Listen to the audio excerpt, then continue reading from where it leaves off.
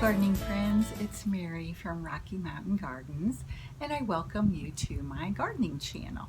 I do both gardening and some home decor, which you may have seen a couple of my videos on that topic, but today I am preparing for winter, and perhaps you saw my earlier video where I was digging up some plants and putting them in pots so that I could bring them indoors.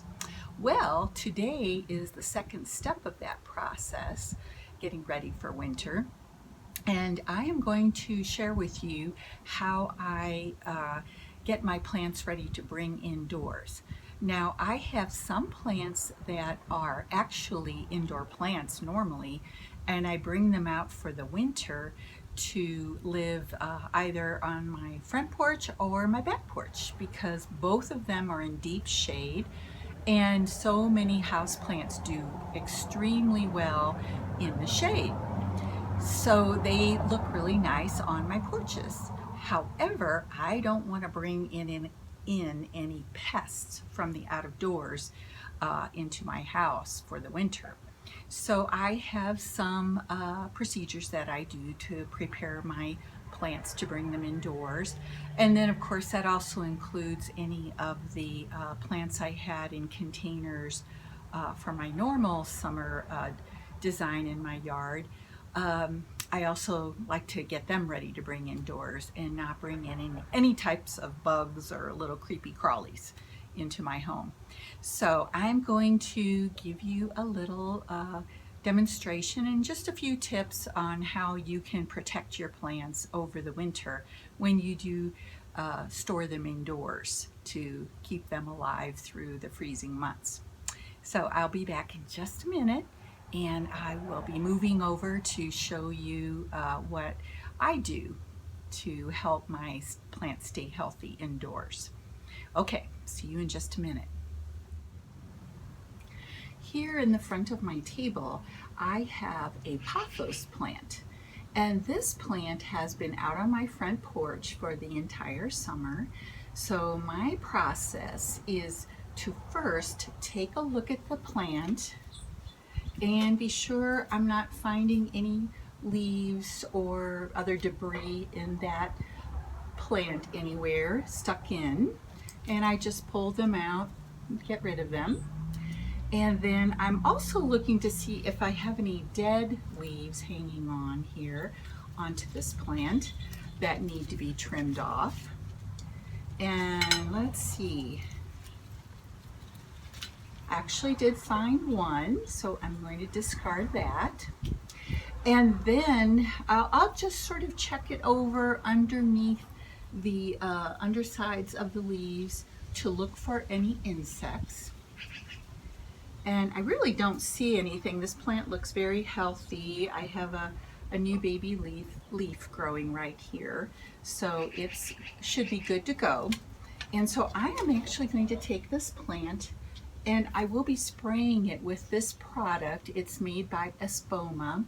I did some research because I wanted to use an organic product. I don't like to use insecticides, especially indoors. So I found this product. It's called Earth Tone 3-in-1 Disease Control. And you can buy it on Amazon if you can't find it in a local store. But it takes care of any kind of fungal diseases that your plant might have picked up while it was outdoors. And it also really helps take care of any tiny insects, mites, aphids that might be hiding on your plant. So my method for protecting my plant and my indoor environment actually is to take this product and to just spray it on the entire plant until it is just dripping. I'm going to try to get the undersides of the leaves. So first I'll spray the plant overall.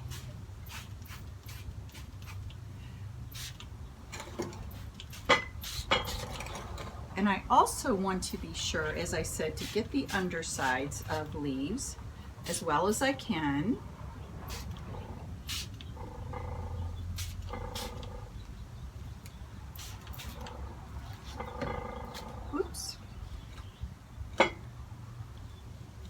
see, you can pull your plant out, make sure, just in case there are any little tiny insects or spiders hiding under the leaves. And lastly, I'm actually going to spray the soil itself, just in case some have not tried to hide or dig their way into the soil.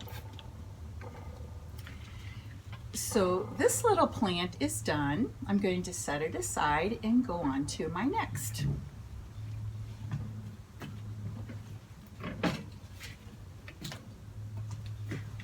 All right. So now we have this wandering Jew that I yesterday dug up out of a pot and repotted it in this plastic container.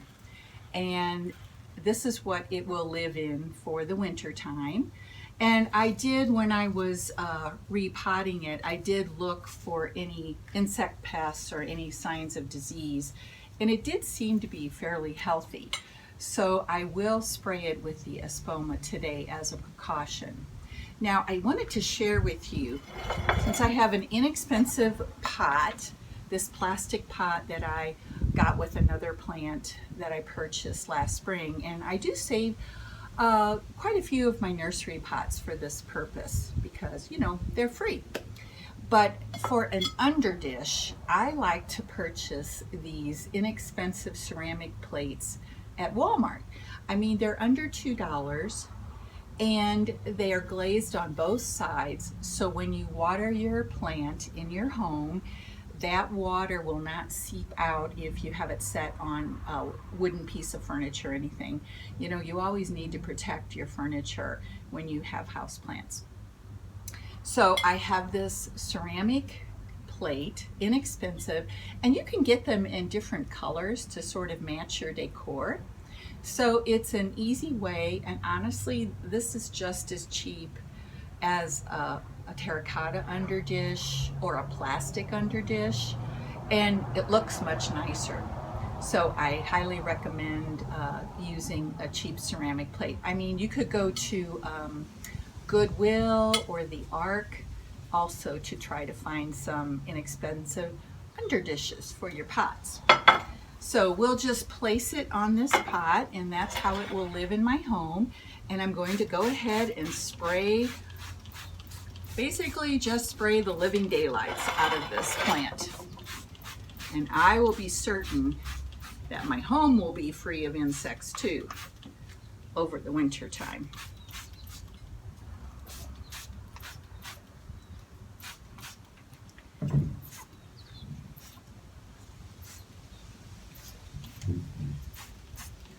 And I know you can't see my head right now, but I'm going to go ahead and lift this up and spray the soil nicely to make sure I've got everything protected for placing it in my home.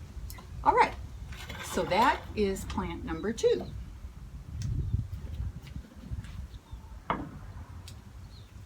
All right, now another plant that I have is this gorgeous, see if I can show you. It's a, called a, oh my gosh, I forgot the scientific name, but it's called mother-in-law's tongue, or sometimes it is called, let's see, snake plant. Oh, it is Sansevieria is the scientific name of this plant. I love these plants. They are so easy to care for, and they are almost indestructible. They can handle the low light conditions in your home and have really interesting structure to them. So this plant, since it was outdoors on my back porch, we had some high winds, about a week or two ago, and it got blown over. And I actually tried to put all the soil back inside and, you know, save it, but I did lose some of the soil. So I do have a bucket here with some additional soil that I'm going to add to it before I bring it inside. So I'm going to stand up here and do that job.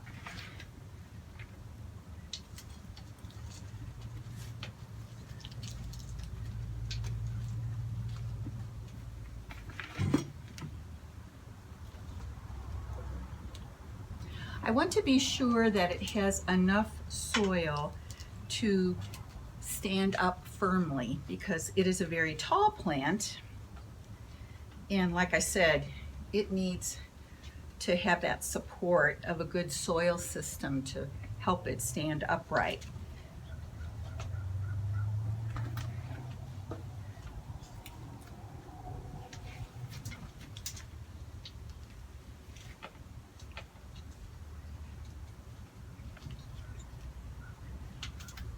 Now, Sansevieria is a plant that needs very low amounts of water. So I give it a drink of water once a week and just a small amount. I do not overwater it.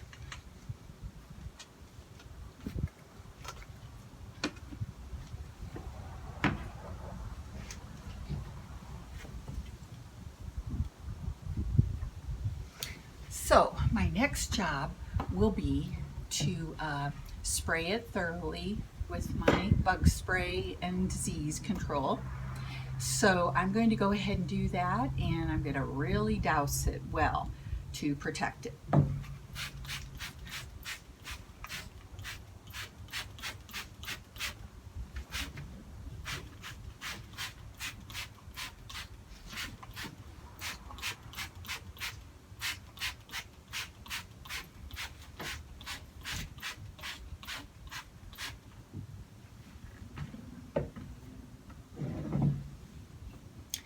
All right, so my Sansevieria is ready to bring indoors, and I have a few other plants that I will be treating today to make sure that they are healthy and remain healthy.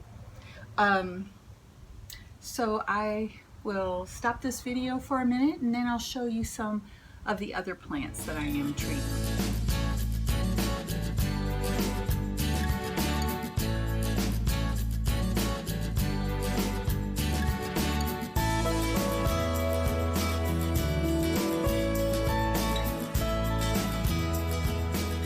Alright, so now you can see 3 additional plants here that I'll be bringing indoors, and these are ones that were in containers in my garden, and they're repotted as you saw me do the other day in that video, getting ready for winter.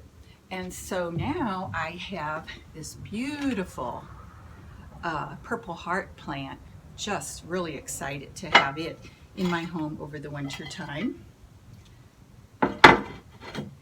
I have purple heart plant.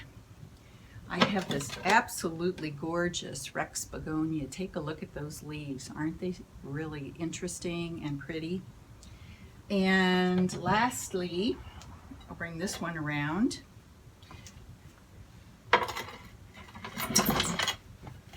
This is another Rex Begonia, but it has these sort of silvery green leaves. Just really gorgeous. So pretty. And I'm going to love having them in my garden next spring. So there you are. There's my process for getting my plants ready to bring into the home. And I hope you enjoyed this video, and come back for some more gardening and home decor holiday videos. I'll be putting more up as the months go by, and I look forward to seeing you there. Thanks for watching. So long.